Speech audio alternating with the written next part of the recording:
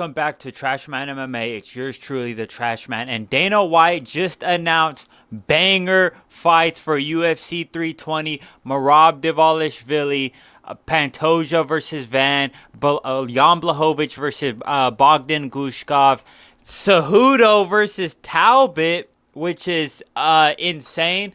And there are more fights to go over, but let's hear it from Dana White himself, posted by Jeed Goodman or whatever it is. Now let's go to UFC 323 from T-Mobile Arena on December 6th. The main event, the number 3 pound-for-pound fighter in the world, Merab, makes the quick turnaround to face the number 2 ranked Petr Yan. On the Monday after Merab's title defense at UFC 320, came into the offices here and told us... Okay, that's not important. That's not important. But you heard it himself. Merab versus Yan is official. Now, it is absolutely insane what Merab is doing, going for the 4-peat, what has never been done in UFC history, probably in MMA history. 4 title defenses in 1 year now, or 1 calendar year. Now, Merab is a fucking G. Merab is just a dog. Like, there's genuinely no other way to describe it than dog. Like, Merab, like that has to be his new nickname. Merab Dvalishvili, dog. Like, it's just, he's different. He's simply different, going for this astronomical feat. Now, obviously, we don't have to listen to anything else. He just yaps on for so long, honestly, just so fucking long. But banger fights that he announced. Now, we are going to go over some of the match, some of just immediate thoughts, my immediate thoughts on who would win these fights, why these fights just got made. Because some of them are a little weird, some of them are a little weird. But Dvalishvili versus Yan 2, the rematch. First fight, Merab absolutely dominated Petr Yan. And honestly, this fight, the only reason it has any amount of hype is because it's the 4-peat. And I think Dana White knows that. And I think he was a little iffy on making this fight. He was a little iffy on Merab. It doesn't really matter. He wants to go for 4, whatever. But I think it's the fact that he knows that this fight has to be made. And there's no hype surrounding the fight itself. So all the hype is being brought in from the fact that, can Merab get 4 defenses in 1 year?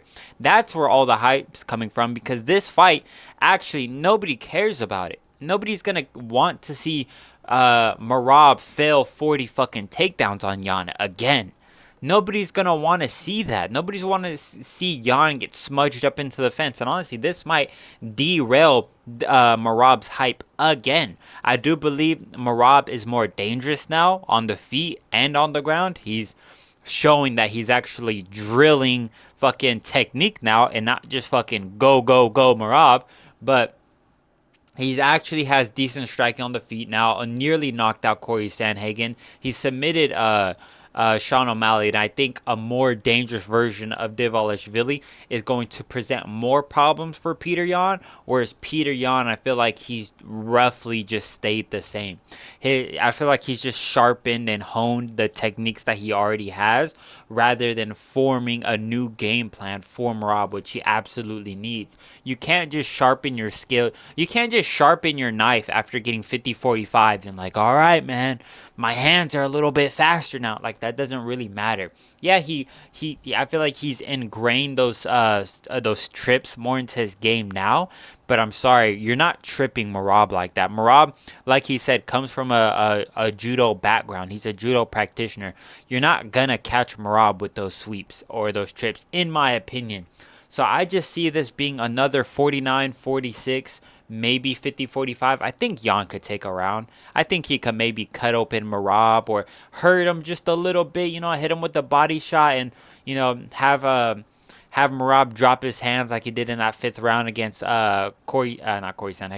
against Sean O'Malley. Just show visible distress in Dvalishvili. But overall, I just think this is going to be another one of those 49, 46 master classes from Merab.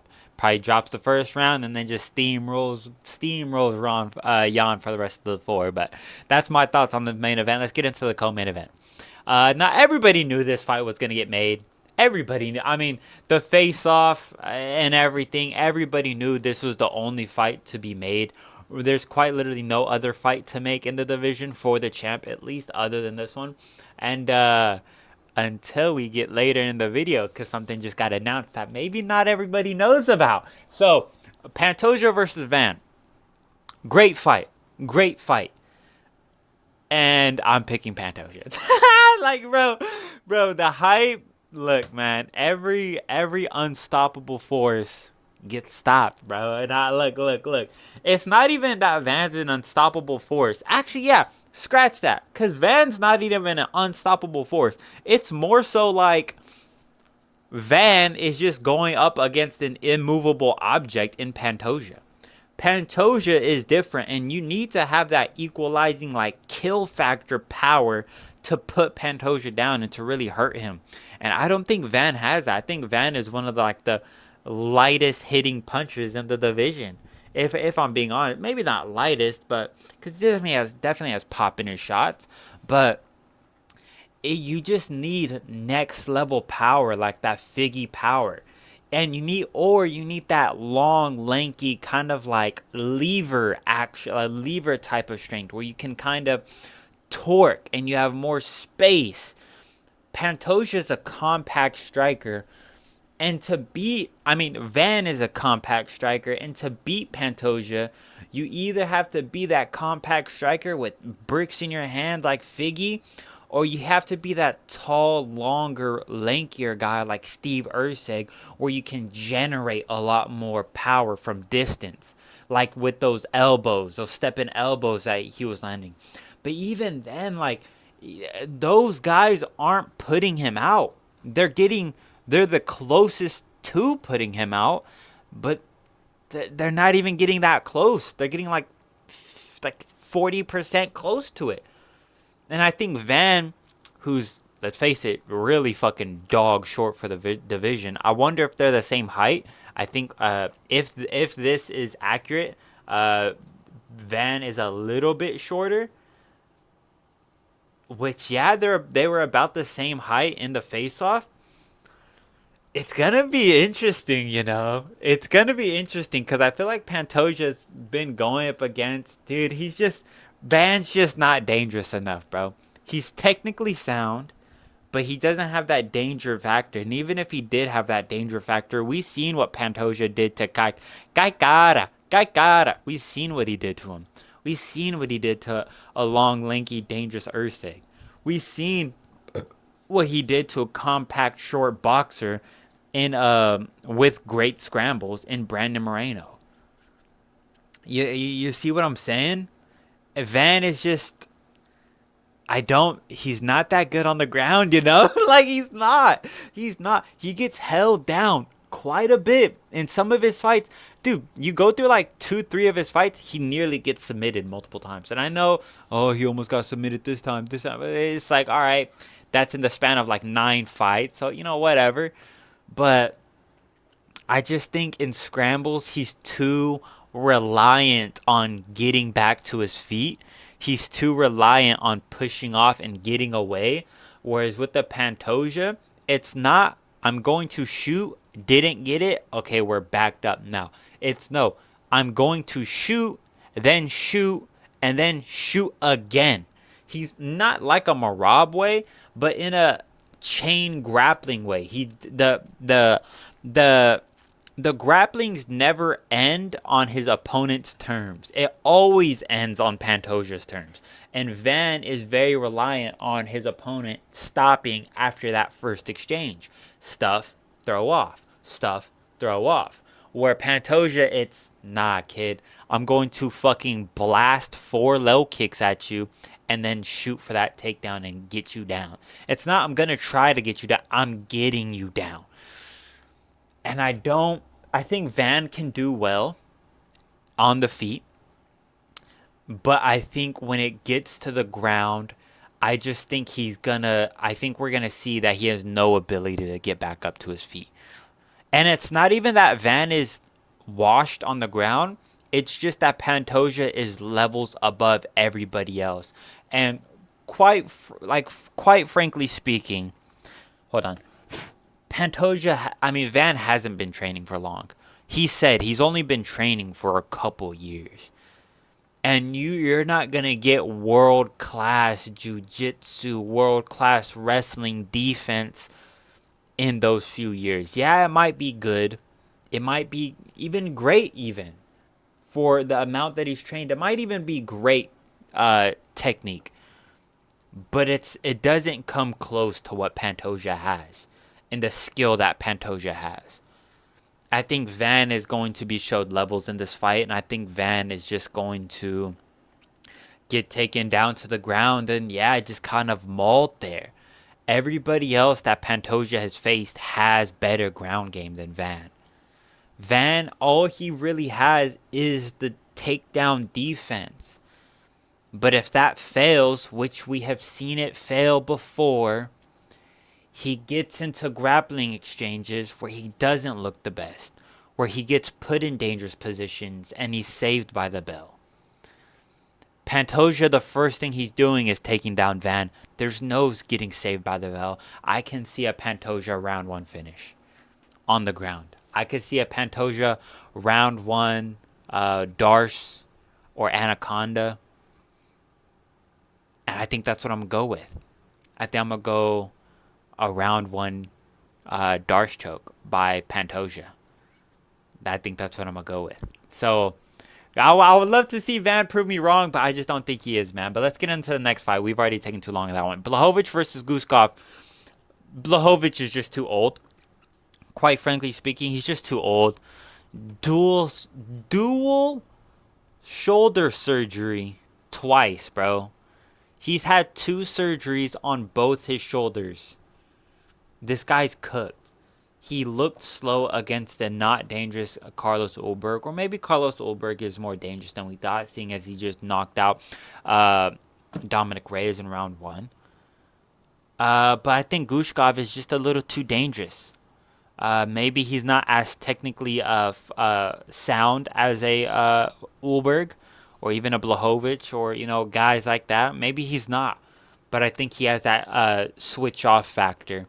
And I think Blachowicz is a little too old nowadays. He's 43, 44. He's steadily looked worse and worse and worse. And I just think it's not a matter of skill anymore. It's just time is undefeated and time is surefire going against Blachowicz in this fight. And I think Guskov takes it. I think he takes it by 30-27. I don't think Blachowicz gets off much. I think all Guskov is going to have to deal with is those low kicks. And we're going to see that Blachowicz doesn't have that equalizer factor anymore to switch somebody off. And Guskov is in his prime and has all of that and then some. So I'm going Guskov 30-27. On to the next. Henry Cejudo versus Payne Talbott. Now, this is the fight that I thought was weird because the bantamweight division is real weird, It's real weird. I don't know what's up with them really trying to get rid of the old heads and in with the newbies, but it's a little interesting, because we first seen it with Rob Font versus Raul Rosas Jr. Raul Rosas Jr. pulls out and steps in David Martinez. David Martinez is now ranked since he beat Rob Font. Bless up to my homeboy Rob Font. And then we see it with Davison Figueiredo and Montel Jackson just last week. Montel Jackson wasn't even ranked. He wasn't. He barely got ranked like the week before the fight. Then he was like, oh, finally, 15th. Then he got the 15th ranked spot. And now we're seeing it with Henry Cejudo versus Payne Talbott. These guys that are top 10. Cejudo is the lowest ranked one. So this one quite makes the most sense in theory. But Henry Cejudo is the lowest ranked one. Rob Font was higher ranked. Davison Figueiredo was higher ranked. So they're obviously trying to get rid of these older guys But this is kind of a bad matchup for Talbott in a sense.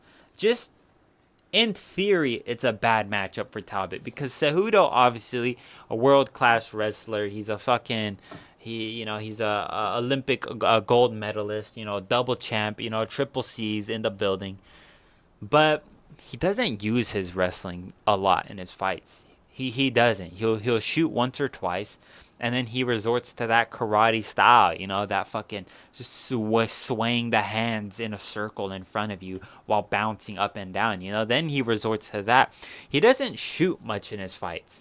So I don't think Talbot is going to have to worry about it all too much, but I do think maybe if Henry Cejudo, honestly, if Henry Cejudo just shoots once in each round, I think he could get it, I think he can stuff Talbot. I think he could have that equalizer power. Not equalizer power, but just have that style. That anti-Payne Talbot style. Obviously, we've seen Payne Talbot get ragdolled by Ronnie Barcelos in his not in his earlier fight, but in 2 fights ago, we saw Payne Talbot get ragdolled by old man Ronnie Barcelos. So I don't know. If Ronnie Barcelos can do it, bro. If Ronnie Barcelos can do it, I think Henry can do it if he wants to. Because like I said, he doesn't really... Sorry, I'm trying to plug in my fucking phone right now because it's on 2%. Okay, finally. Just plugged it in. If Henry Cejudo shoots enough on Talbot, I can see him doing it. Because like I'm saying, if Ronnie fucking Barcelos can do it, bro, I believe Henry can. But even then, nowadays, Henry isn't shooting. Like, he's not shooting at all. In his past 3 fights, he's shot in 4 times. He didn't shoot at all against Song Yadong. He shot once against Merab, which is probably for the best. And he shot 3 times against Aljo. Before that, shot 1 time against Dominic Cruz. Got 1 takedown against Marlon Moraes. Like, the most takedowns he's ever gotten in a UFC fight is 6, and that was a decade ago. That was a decade ago where he got 6 takedowns. Usually his max is around 3. I think Talbot can stuff 3 takedowns. I do. Ronnie Barcelos is a little bit different in how he grapples. He's a little bit different with it, the way he approaches it. You know what I'm saying? And I don't think, I just think styles makes matchups, and Ronnie Barcelos and Henry Cejudo shoot a little differently. Their grappling expertises are a little bit different. I'm going Talbot on this one. I think he can speed mob Henry Cejudo. Henry Cejudo is just getting older. He's not a young buck. And I think Talbot can stuff 1, 2, 3 takedowns, which is the max that Henry Cejudo is gonna be shooting. So that is the main card for this fight, or at least most of the main card. I believe that was 4 fights. We went over the video of Dana White announcing it. Now we could go on to the next. Brandon Moreno versus Tatsuro Taira just got announced. You can see it was posted a fucking minute ago. Now, obviously, it's a little bit more than a minute ago. But Brandon Moreno versus Tatsuro Taira also on UFC 323. It has to be on the main card. If it's not on the main card, I don't know what the fuck they're doing. It's the number 3rd ranked versus 5th ranked flyweight fighters. If this isn't on the main card, they're fucking selling the division. This one's tough, This one's really tough. I think Brandon Moreno can do it. I think Brandon Moreno and Brandon Royval are extremely similar, with Brandon Royval being a little bit taller and a little bit more lanky and rangy. I don't know about this one, because Brandon Moreno is similar to Brandon Royval in the sense that they're both heavy boxers. They're both heavy strikers with great ground game. But they're extremely reliant on the boxing and on the striking. You've seen it against themselves. They didn't shoot at all. They didn't have any grappling exchanges. Not that I can remember. And Brandon Moreno also had no grappling exchanges with Steve Erceg. So we see that he's extremely complacent with being on the feet. Tatsuro Taira isn't. Tatsuro Taira is decent on the feet, but he gets cracked. We see him getting cracked against Seung Hung Park, or whatever his name is, in his last fight. We've seen him get hit a couple times, but we see him taking it to the ground, actively pushing it to always get it to the ground. And I don't know if he has that type of grappling to neutralize Brandon Moreno on the floor or just hold on to the back like Pantoja did. Pantoja is the next level grappler, and I don't know if Tatsuro Taira has really proved that. I mean, he is good, but I think it took him to the second or third round to finish Seung Sung Park, who took the fight on extremely short notice. Extremely short notice. Granted, he was training for a fight, but even then, I believe it took him to the second round to finish Seung Sung Park. Not the most damning, right? Not the most fucking end all be all of the fight. This one's just hard, man, because I don't know what Brandon Moreno can really do on the ground. I know he has great scrambles. He definitely has the edge in striking, but I think he is that's not even. I think he is shorter than Brandon Royval, and Brandon Royval was doing a great job with using his range against Taira. He was in and out, and Taira was just missing, winging shots and missing. I don't think Brandon Moreno can do that, and he's looked extremely basic in his fights. He's looked extremely game plan. I'm sticking to the game plan, and I'm not deviating from the game plan whatsoever. We've seen it against Steve Erceg, where he's simply just winging overhands. And I'm so fucking mad that it fucking worked. I'm so mad that it worked. Man. Taira, he's shorter, stronger in the clinch, stronger in the takedowns. Got better in the striking, I would like to believe. I think I'm going Taira. This one's tricky, though. This one's real 50-50. This one's a hard pick. Boxer, grappler in Brandon Moreno versus heavy grappler in Tatsuro Taira. I'm leaning Taira. Very narrowly leaning Taira. Oh, I don't know, because Taira is a grappler without the striking, and he's shorter. Steve Erceg is a grappler with striking and taller. This is difficult, This is real difficult. I don't know. I'm a fence sit this one for now, boys. I'm a fence sit this one now. But we got some more fights to go over.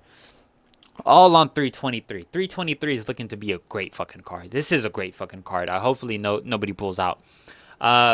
Next fight, though. my boy T-Rex, Terrence McKinney, man, versus Chris Duncan, my Scottish brother. Yes, I'm 1% Scottish. My Scottish GOAT, Chris Duncan, man. I think Chris Duncan got this one. I think that if they get sluggy in the pocket, I can trust Chris Duncan's chin a whole lot more than I can trust Terrence McKinney. Although Terrence McKinney he does have extreme power, but I think Chris Duncan has faced people with that similar level of power, even greater. I think Mateusz Rambecki, I think he has a really underrated power. I think Duncan got this one.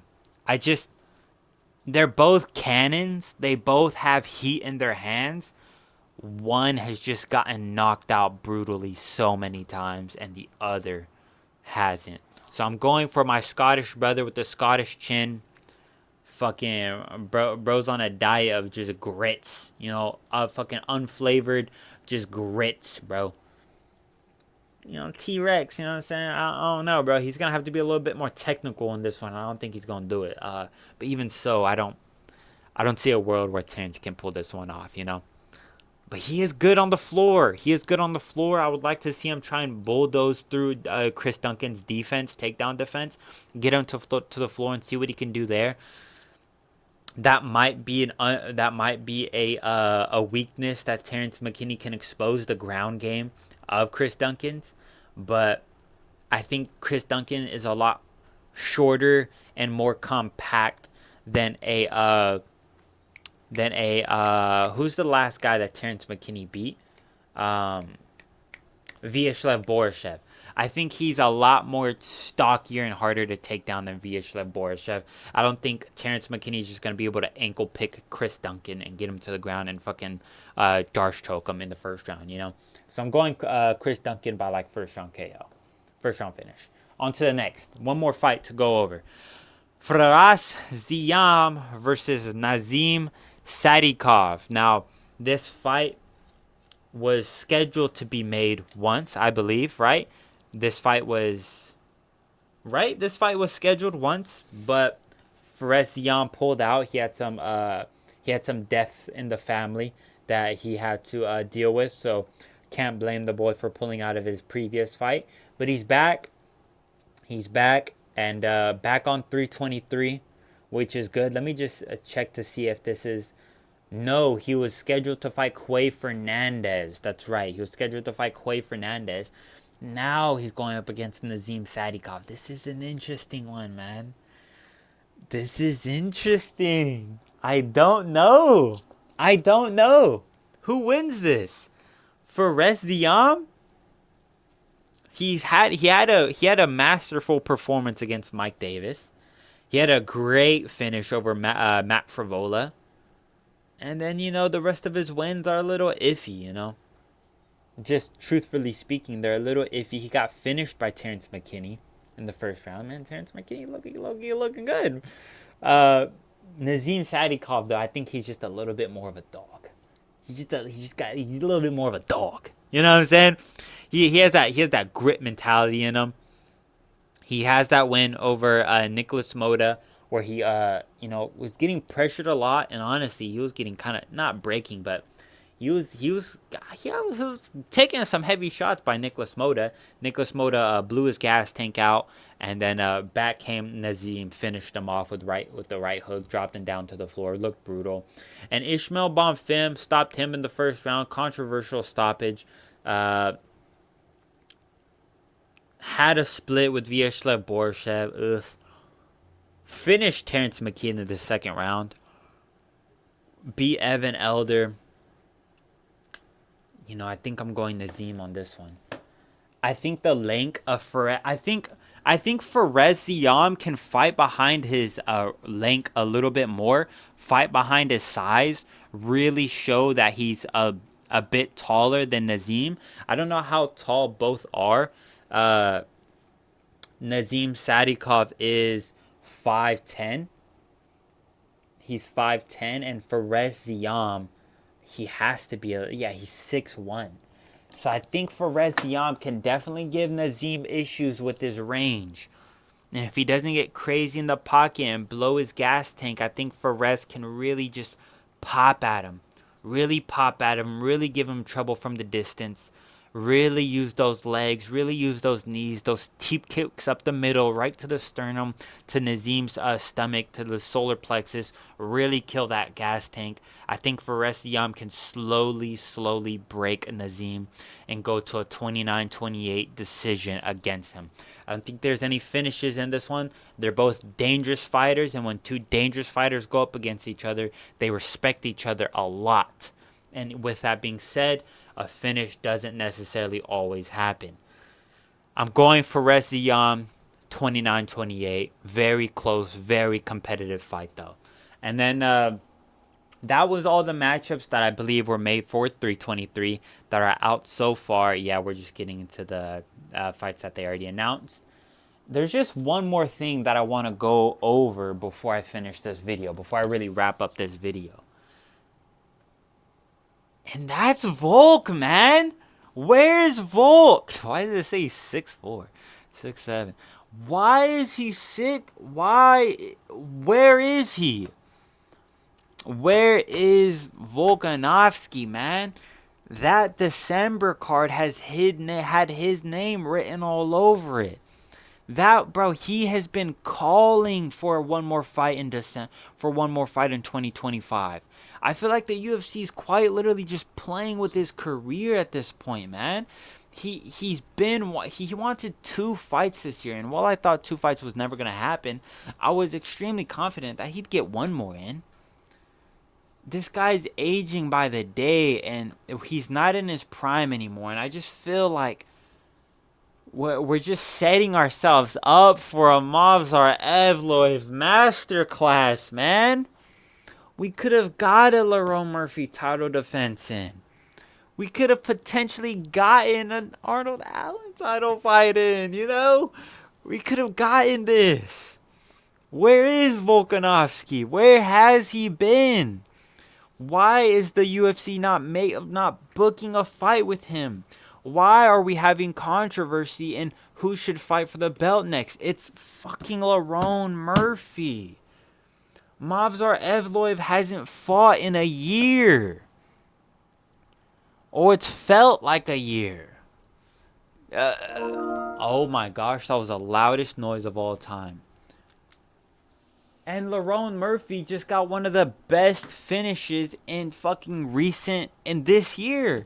One of the best KOs. Put him on a highlight reel, slumped him out cold, called out Volkanovski in the middle of the fence. Volkanovski said, "I'll see you in December." Lerone Murphy said, "I'll see you in December." The fight's there. The hype is there.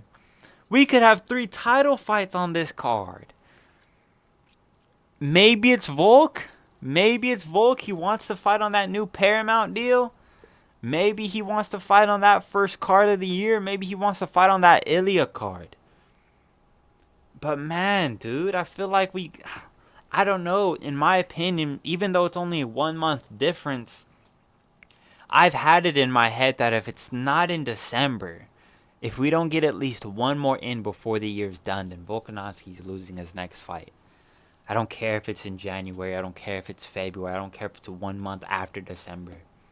I just think if it's not in December, I think I think the UFC wasted his prime. Not even his prime. I think the UFC wasted his resurgence, which in a way is worse than wasting his prime. Because we had him, we enjoyed him, we lost him, and we're like, okay. But now he's back. He's back. Put on a masterclass against Diego Lopez. And now here we are just waiting. Diego Lopez already fought. Diego Lopez wanted to fight again. Why is the champ sitting out? And I hope it's not Volk wanting to wait out for that fucking Paramount deal. Wanting to wait for that Ilya card or maybe even Australian card that this guy's mentioning. But I just really wanted to see him in December. And I feel like if he really wanted to fight on an Australia card, we could have had him in November. We could have had him in November. We could have had him in that December. January, February, March, April. Whenever that Australia card is, that's a 4-month difference, man. I think we could have had him, man. And I'm just sad because I don't know what's going on with my favorite fighter, and I don't know why he's fighting. And I feel like we're wasting his resurgence. But that was the video, everybody. Thank you all for watching. Thank you for tuning in. Subscribe, comment, subscribe if you're new.